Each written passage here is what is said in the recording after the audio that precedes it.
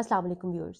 Viewers, आज ज़िक्र करेंगे एक बहुत ही अनबिलीवेबल सर्वाइवल का। और 72 डेज़ तक कुछ लोगों ने बर्फ़ की आगोश में किस तरह से सर्वाइव किया, ये जानेंगे आज की कहानी में। क्योंकि आज की जो कहानी है ये बहुत स्पेशल है। ये कहानी है उम्मीद की। ये कहानी है हिम्मत ना हारने की। ये कहानी है मौत को शिकस्त देने की। बढ़ते हैं आज की कहानी की जानिब। फिर 12 अक्टूबर 1972 यानी कि 1972 को अमेरिका, साउथ अमेरिका की एक सिटी है यूरुग्वे, वहाँ से एक चार्टर प्लेन जो है वो उड़ान भरता है।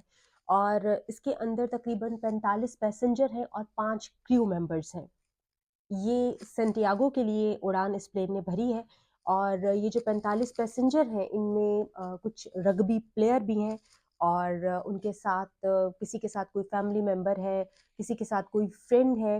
बहरहाल बहुत ही अच्छे और हंसते खेलते ये सफ़र जो है अपना आगाज़ करता है। ये एक छोटी सी फ़्लाइट है। ये 3 घंटे की फ़्लाइट है। 3 घंटे के बाद इन्होंने सेंटियागो में लैंड कर जाना है। लेकिन इनके रास्ते में आती हैं एंडीज़ की पहाड़ियाँ। एंड व्यूअर्स, ये जो एंडीज का माउंटेन रेंज है ये दुनिया का सबसे लंबा माउंटेन रेंज है और बहुत ही खूबसूरत भी। लेकिन यही हसीन पहाड़ियाँ, यही खूबसूरत और दुनिया का सबसे लंबा माउंटेन रेंज बन जाता है इनके लिए वबाले जान।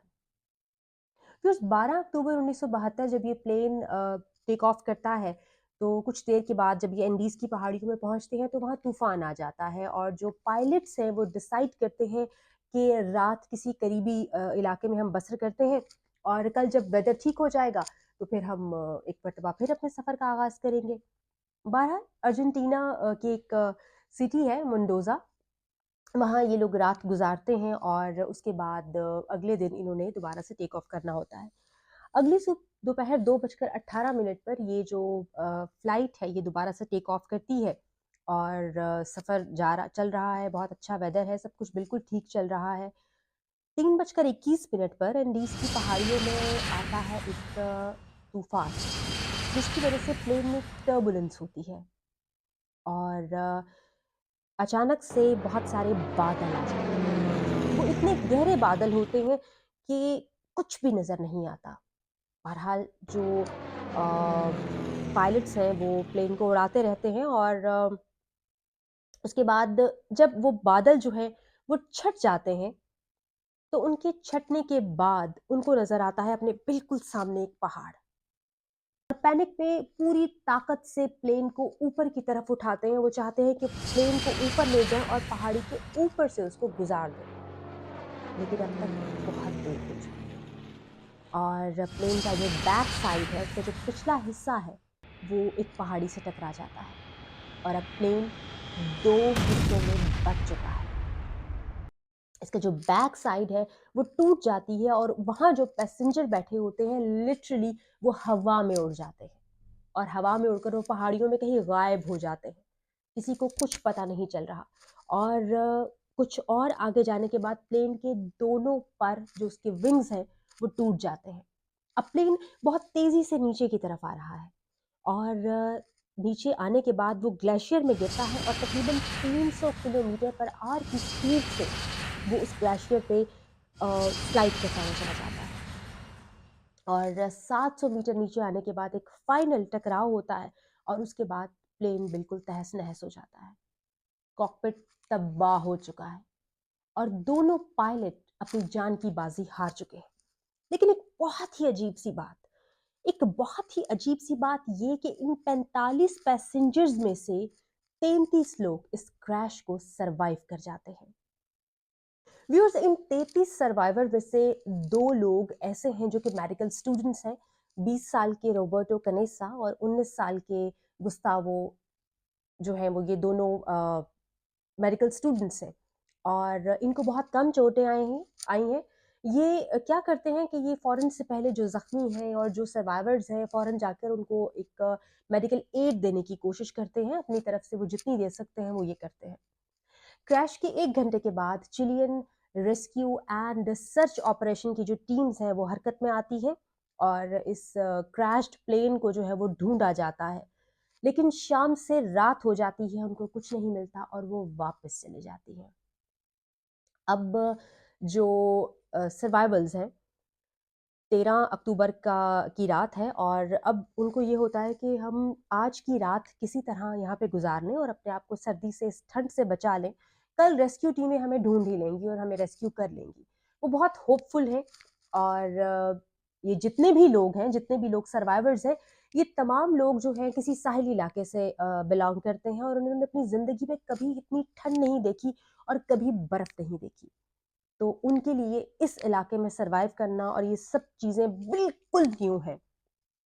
रात बहुत ठंडी होती है और 5 जो सर्वाइवर्स हैं, वो इस ठंड की ताब नहीं लाते और अपनी जान की बाजी हार जाते हैं। 33 में से बचते हैं 28 लोग।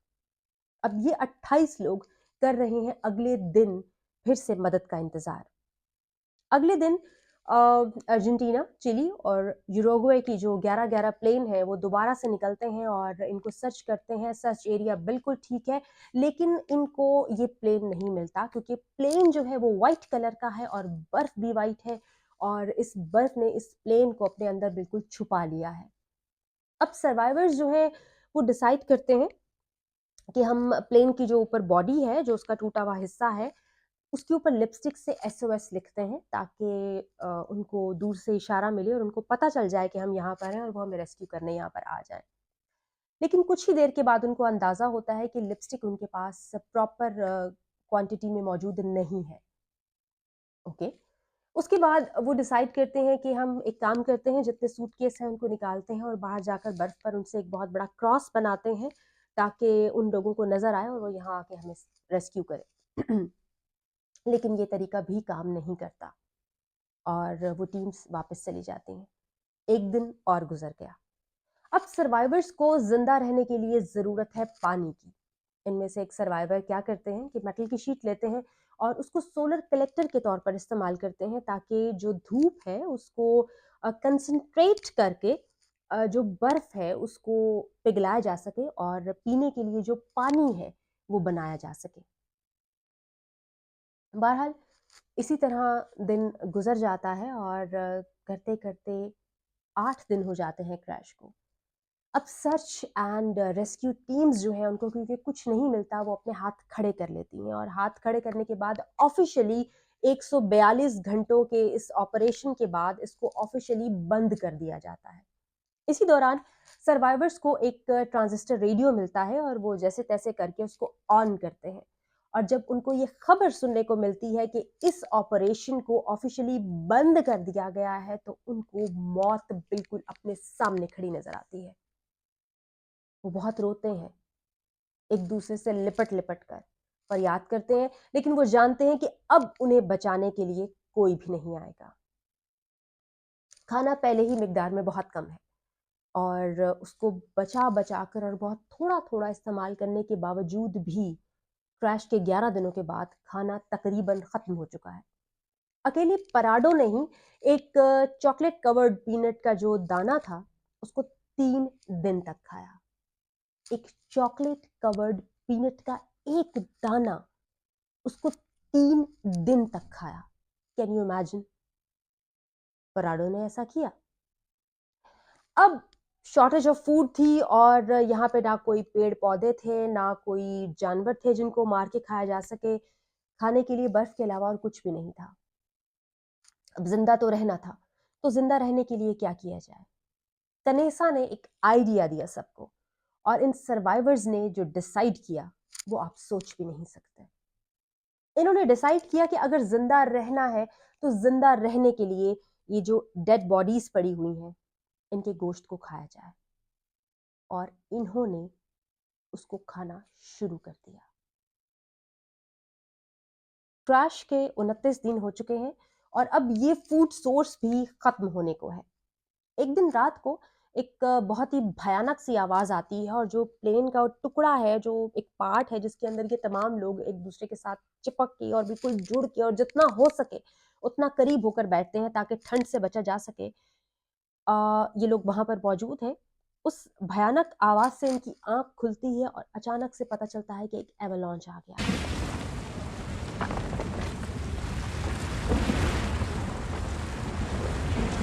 और बर्फ उस प्लेन के टुकड़े के अंदर भर जाती है और वो प्लेन का जो टुकड़ा है वो उस बर्फ बर्फ से पूरी तरह ढक जाता है और 8 लोग इस बर्फ में दब के अपनी जान की बाजी हार जाते हैं। पराडो उस बर्फ के अंदर एक छोटा सा होल करते हैं ताकि कुछ वेंटिलेशन हो सके और 2 दिन की मेहनत के बाद ये लोग उस बर्फ में एक टनल खोदते हैं और उस टनल के थ्रू ये बाहर सरफेस पे आते हैं। जब ये बाहर आते हैं तो ये देखते हैं कि बाहर तूफान है और उसके बाद दोबारा ये अंदर चले जाते हैं और मजीद 3 दिन ये वहां पर ढक के और छुप के गुजारते हैं। 3 दिन के बाद जब ये लोग वहां से बाहर निकलते हैं, दोबारा सरफेस पे आते हैं तो देखते हैं कि मौसम मौसम खुशगवार है, धूप निकली हुई है और ये बहुत अच्छे तरीके से जानते हैं कि इनको बचाने के लिए कोई नहीं आने वाला। अब जो भी करना है खुद ही करना है। इनमें 3 सर्वाइवर्स ऐसे हैं, विजिंटन, पराडो और कनेसा, जो कि काफ़ी स्ट्रॉन्ग सर्वाइवर्स हैं। तो तमाम लोग मिलकर डिसाइड करते हैं कि इनको कुछ एक्स्ट्रा खाना देकर और इनको कुछ एक्स्ट्रा कपड़े वगैरह पहनाकर ताकि सर्दी से बच सकें, इनको भेजा जाए ताकि ये कहीं से मदद ला सकें। अब उनको मज़ीद खाना दिया जाता है और उनको मज़ीद कपड़े पहनाकर वहाँ से रवाना किया जाता है। अब जो सबसे मुश्किल है वो ये है कि लोकेशन का तयन करना। अब वो नहीं जानते कि वो कहाँ हैं और उनको किस साइड पर चलना है। बहरहाल एक अंदाजे के मुताबिक वो एक साइड पर चलते चले जाते हैं और चलते चलते चलते काफ़ी आगे निकलने के बाद उनको प्लेन का जो पिछला हिस्सा है वो मिल जाता है और जब ये उसके पास जाते हैं तो वहाँ पर इनको मिलता है कुछ खाना, कुछ रम की बॉटल्स, कुछ मेडिसिन्स, कुछ कॉमिक बुक्स, कुछ एक्स्ट्रा कपड़े और इनको मिलता है एक टू वे कम्युनिकेशन वाला रेडियो। अब जो सर्वाइवर्स हैं, जो रग्बी प्लेयर्स हैं ये, इनमें एक इंजीनियर भी है और ये लोग वो खाना लेकर वापस उनकी तरफ जाते हैं और उस प्लेयर को लेकर आते हैं जो इंजीनियर है और उसको कहते हैं कि वो इस जो ये टू वे कम्युनिकेशन वाला रेडियो है इसको कुछ ठीक करे और उसको ठीक करने के बाद ताकि ये अपना मैसेज जो है वो बाहर पहुंचा सकें और बाहर के लोगों को पता चले कि ये जिंदा है और उनको बचाने के लिए वो आए, उनको अपनी एग्जैक्ट लोकेशन बताएं। वो आते हैं इंजीनियर और वो तारों-शारों को सबको बिल्कुल सेट करते हैं। उसके बाद अब उस रेडियो के साथ बैटरी को अटैच करना होता है, तो प्लेन की बैटरी मौजूद होती है, लेकिन जो बैटरी होती है वो काफ़ी कम वोल्टेज की होती है और इस रेडियो के लिए ज़्यादा वोल्टेज की बैटरी चाहिए होती है और एक मर्तबा फिर उनको मायूसी का सामना करना पड़ता है क्योंकि ये भी काम नहीं करता। ये लोग हिम्मत नहीं हारते। अब फिर कनेसा, विजिंटन और पराडो निकलते हैं दोबारा से आगे की जाने मदद के लिए और 3 दिन तक ये चलते चले जाते हैं, चलते चले जाते हैं, चलते चले जाते हैं और 3 दिन के बाद ये देखते हैं कि अभी मजीद बर्फ है और मजीद पहाड़ियां हैं। अब विजिंटन डिसाइड करते हैं कि ये वापस चले जाते हैं ताकि पराडो और कनेसा को जो उनके हिस्से का खाना है वो भी मिल सके और वो मज़ीद आगे बढ़ें और आगे जाके मज़ीद जगह को ढूँढें और कहीं से कोई मदद ला सकें। 3 दिन ये एक चढ़ाई चढ़ रहे हैं और उस मकाम पर पहुँचते हैं। वहाँ पहुँचने के बाद जब विज़िंटन वापस आ रहे हैं, तो वो एक मेटल की शीट लेते हैं, उस पर बैठते हैं और उस पर स्लाइड करते हुए आते हैं और जो फ़ासला उन्होंने 3 दिन में तय किया था वापसी का वो फ़ासला क्योंकि डाउनहिल है, वो 1 घंटे में तय कर लेते हैं और बाकी सर्वाइवर्स के पास चले जाते हैं। अब जो कनेसा और पराडो हैं ये आगे और चलते हैं और 3 घंटे मुसलसल चलने के बाद इनको वेस्टर्न होराइजन में नजर आती हैं 2 पहाड़ियां। ये जो 2 पहाड़ियां हैं ये ऐसी हैं जिन पे कोई बर्फ नहीं है। इनको कुछ उम्मीद होती है और ये मजीद चलते हैं, ये उतरना शुरू करते हैं और हाइकिंग करते करते करते करते 9 दिन गुजर जाते हैं और 9 दिन के बाद ये एक वैली में पहुंचते हैं और वहां पर होती है एक नदी। पानी को देखकर इनको कुछ एहसास होता है ज़िंदगी का कि यहाँ लाज़िमन कोई ना कोई होगा, लेकिन ये बहुत बुरी तरह थक चुके होते हैं और बहुत कमज़ोर हो चुके होते हैं। खाने की कमी की वजह से इनका जो वेट है वो आधा गिर चुका होता है।